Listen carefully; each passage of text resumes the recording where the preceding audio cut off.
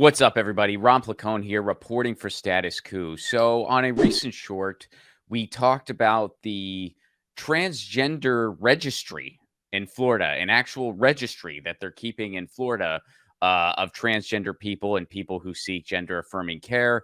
This is dystopian and incredibly concerning, and it's not limited to Florida, it's going on in other parts of the country.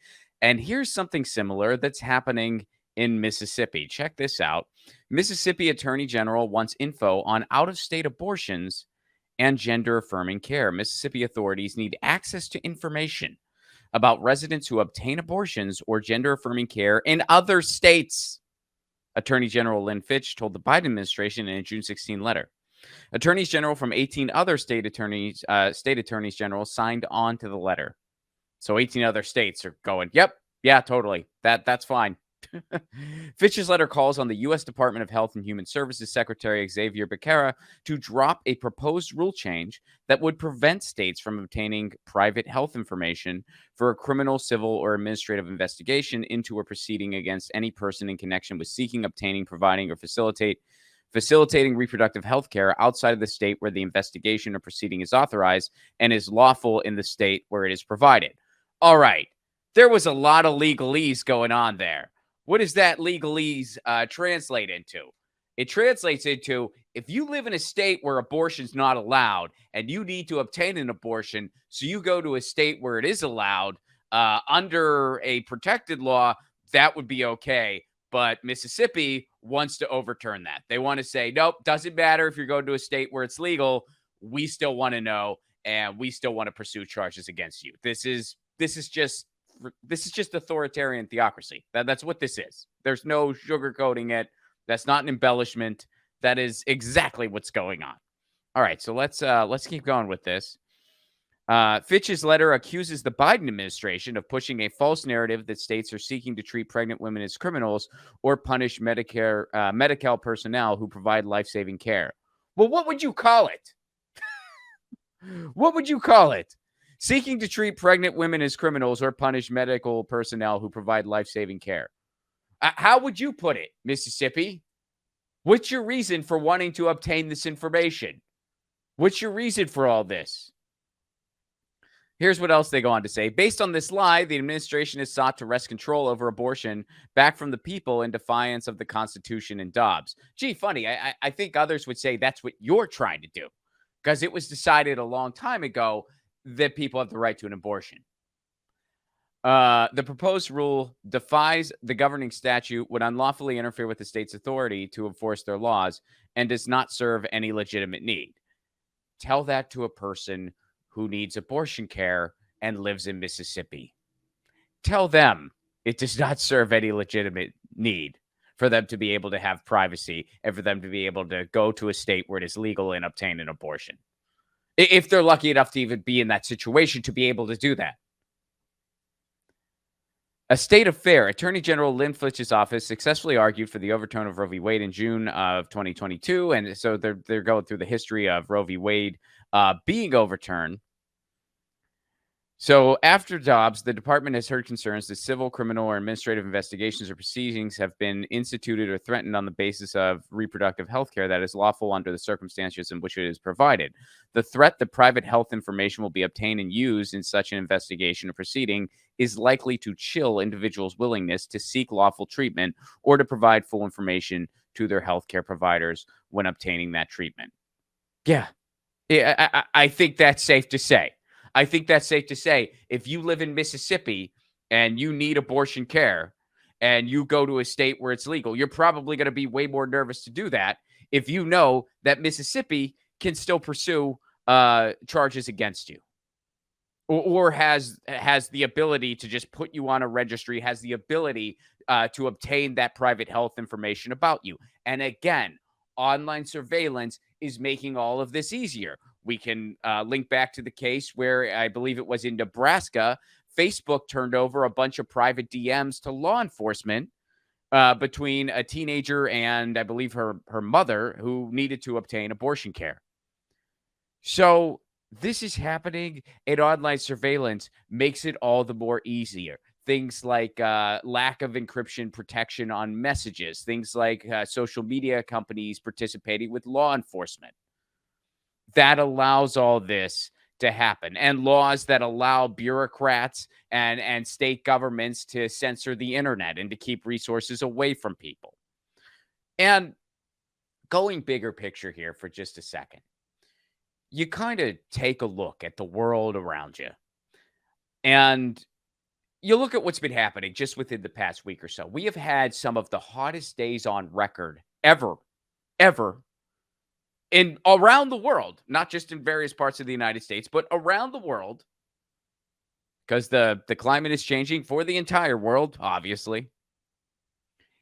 And you look around at all that, and you also look around domestically with historic levels of striking going on in the United States because the status quo is so broken.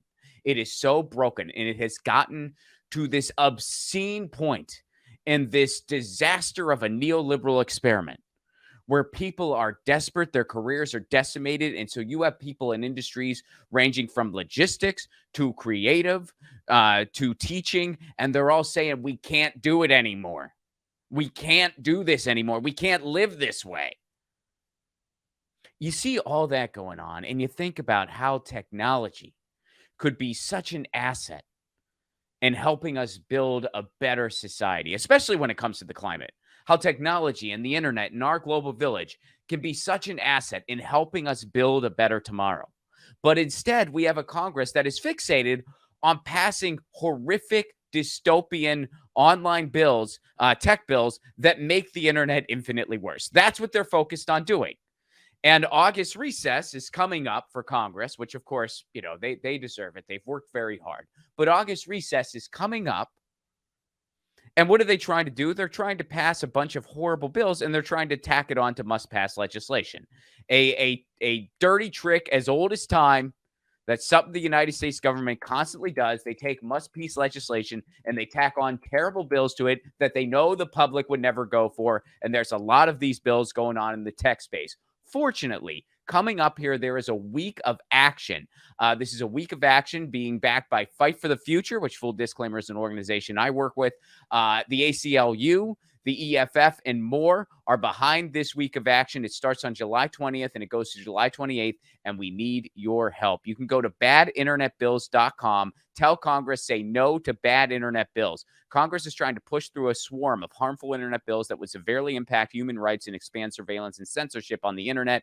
On July 20th, we're launching a week of action to get loud about our opposition to legislation like COSA and Earn It, and demanding that Congress focus on passing badly needed comprehensive privacy legislation to actually protect us from the harms of big tech companies and data brokers instead of pushing through misguided legislation before August congressional recess. So you can go, you can fill out these forms, you can let your officials know that you don't want any of the dirty tricks, you don't want any of these bad bills being pushed through legislation, and you can also learn more about each of these individual bills. I know that I've covered a lot of them on my own platform and here on Status Coup as well, but you don't need to take my word for it. You can go through each of these bills, read the different things about it. The Earn It bill, which undermines end-to-end encryption. COSA, Restrict Act, which is commonly referred to as the End TikTok bill.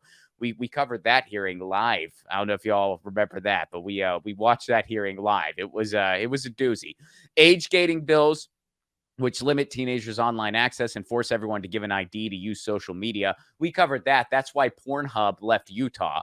Utah is trying to impose where you need to give an ID to access an adult website. Now, these databases are severely susceptible to hacking. So this is a disaster waiting to happen. It's not going to be effective. And so Utah just said, hey, we're not going to bear that responsibility. That's ridiculous. People's identities could be stolen, and we're expected to keep this information. We're not doing it. So they just bounced. They just left Utah. Stop CSAM, Cooper Davis. Now, as of right now, and things are changing by the daily, but as far as what we know right now, Earn It and Cooper Davis are the two main ones that we know they're likely going to try to push through before the August recess. We don't know exactly what everything's going to look like as of yet and as of the recording of this, but we do know, according to some insider sources in DC going through the process, that Earn It and Cooper Davis are among the bills that they're most likely going to try through. And they're going to try to push this through because the public would never go for it otherwise. If you don't just push it through must pass legislation in the dead of night when no one's paying attention, nobody would go for this. COSA has been introduced and reintroduced and renamed because when people actually look into what's actually going on in this bill, they're like, yeah, no, that's terrible. That makes everyone less safe online because it allows people to dictate what resources kids and can't see online. It harms kids and teens' access to life-saving LGBTQ resources. This is not a good thing. This does not keep anyone more safe online. It makes people less safe online. So they would never go for it otherwise. But if you tack it on to must-pass legislation, pass it in the dead of night, well, then you got a better chance, don't you? So please, starting July 20th, going through July 28th, go to badinternetbills.com. Again, that's badinternetbills.com, badinternetbills.com, and let your elected officials know you're not going to tolerate these bills. And folks, you can catch me on the road, Edinburgh, for everyone in the UK, or if you're planning on going to the Edinburgh Fringe Festival this year, I will be there August 16th through 27th. You can find more information at my website, ronplacone.com. My Edinburgh Fringe shows are free, by the way. There's no cover charge. So go to my website for more information. And October 21st, I am launching a comedy series right in my neighborhood of San Pedro. The first show is going to be myself along with Stephanie Blum. Really excited about that. That's October 21st. Tickets and all information at ronplacone.com. Again, badinternetbills.com. And this is Ron Placone for Status Coup, signing out.